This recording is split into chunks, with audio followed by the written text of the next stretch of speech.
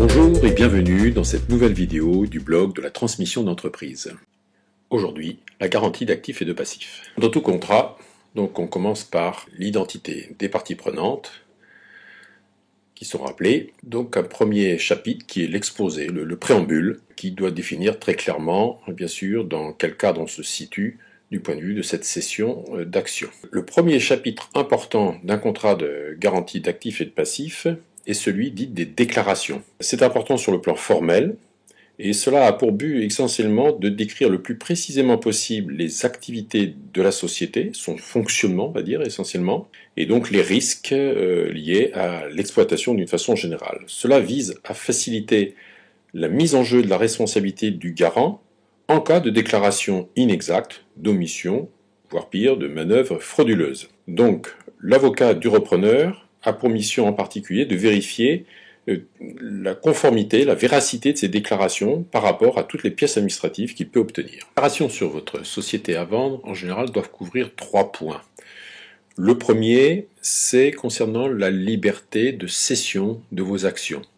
Que l'ensemble des actions que vous cédez sont libres de toute contrainte et de... Concrètement, il n'y a pas d'engagement pris sur des émissions d'actions ou d'obligations par la suite.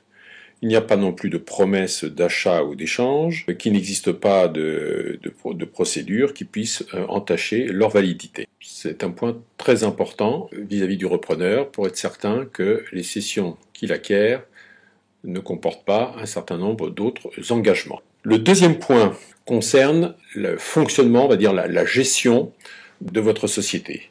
À savoir essentiellement s'assurer que les bilans comptes qui sont présentés sont le reflet tout à fait exact de la réalité, c'est-à-dire essentiellement le risque d'avoir donc des contentieux qui soient en cours, que bien sûr les comptes sont parfaitement conformes aux méthodes comptables, s'assurer de l'inexistence d'engagements hors bilan, et que concernant tout ce que sont les déclarations fiscales, sociales, vous êtes à jour des déclarations, des paiements, et vous avez passé les provisions nécessaires. Enfin, dernier point, d'affirmer que entre le jour où les états financiers ont été arrêtés et donc communiqués à votre repreneur, que depuis ce jour jusqu'au jour de la signature de la garantie, bien évidemment, l'ensemble du fonctionnement de la société est resté tout à fait conforme à son activité normale. Aucune action pouvant impacter la valeur des immobilisations, corporelles ou même incorporelles. Les choses doivent être très claires concernant la distribution de dividendes, surtout si elle est remontée de dividendes d'une filiale par rapport à une holding.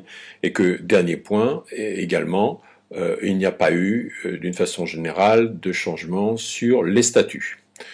Et donc le dernier paragraphe stipule bien que le garant déclare n'avoir pas sciemment occulté ou présenté de manière déformée des éléments de manière à fausser la prise de décisionnaire et de procéder à la signature de l'acte de cession. Cette première partie, donc, de déclaration, on aborde donc le chapitre du mécanisme de la garantie. Donc l'objet, traditionnellement, consiste effectivement à se prémunir contre une augmentation de passifs ou une diminution d'actifs, quelle qu'en soit en fait la cause, que ce soit par omission, par erreur. Donc le mécanisme consiste à ce que le garant prenne un engagement de remboursement d'un montant dû, ce n'est pas forcément toujours 100%, ici l'exemple montre carrément 90%, et qui tout de suite introduit des éventuelles exclusions par rapport à ce principe. Les rappels d'impôts, qui ne sont en fait qu'un décalage dans le temps, sauf à considérer les pénalités de retard là qui seraient dues. Et ça peut être aussi des problèmes d'augmentation de passifs, mais qui en fait pourraient être couverts par la mise en jeu de polices d'assurance. Il y a traditionnellement un principe de compensation entre, par exemple, une augmentation de passifs d'un côté, mais peut-être aussi une augmentation d'actifs de l'autre côté. Et on prend en compte aussi l'impact éventuel d'une économie d'impôt due à ces changements de situation nette. Deuxième point qui est important dans le mécanisme, c'est ce qu'on appelle la mise en œuvre de cette garantie.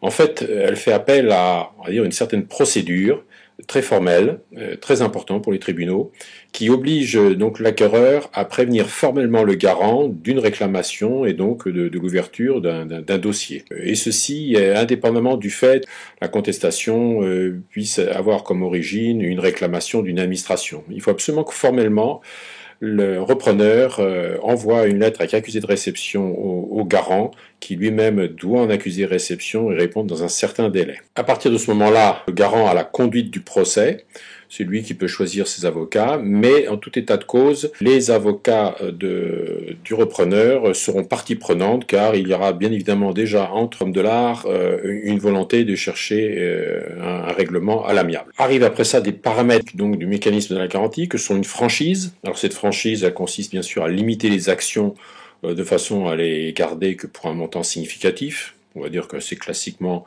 une franchise peut-être de l'ordre de 10 000 euros par rapport à une transaction de plusieurs centaines de milliers d'euros, voire de millions. De la même façon, il y a bien sûr un plafond d'indemnisation. Ce plafond va être très dépendant de la nature des risques de l'activité considérée, mais cela peut représenter bien sûr qu'une partie de l'ensemble du prix de cession, dans certains cas. Dans des cas, on va dire, de sociétés en bonne santé qui ne présentent vraiment aucun risque, on va se limiter à 20, 30, 40% du prix de cession.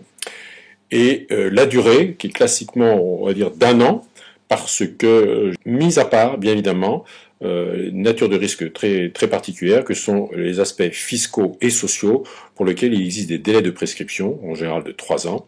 Et donc là, la garantie court, bien sûr, sur l'extinction des délais de recours de l'administration. On arrive enfin au troisième point, la garantie de la garantie, qui est donc une délégation d'un contrat d'assurance au bénéfice du repreneur. Son montant, là encore, très, très dépendant des caractéristiques de la situation et du risque, et donc du plafond du risque, peut se monter de l'ordre de 10 à 20% du prix de cession.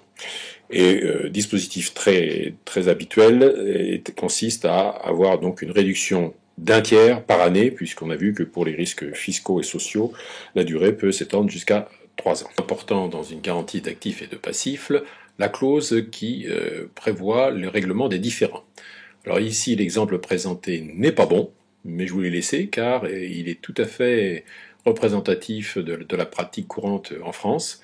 En fait, comme le conseillent les auteurs Haussmann et Toré du livre qui est référencé dans l'article, il y a très grand intérêt pour vous comme pour le repreneur à prévoir une approche par médiation, avec désignation du cabinet chargé de cette médiation. Voilà, merci de votre attention et à bientôt.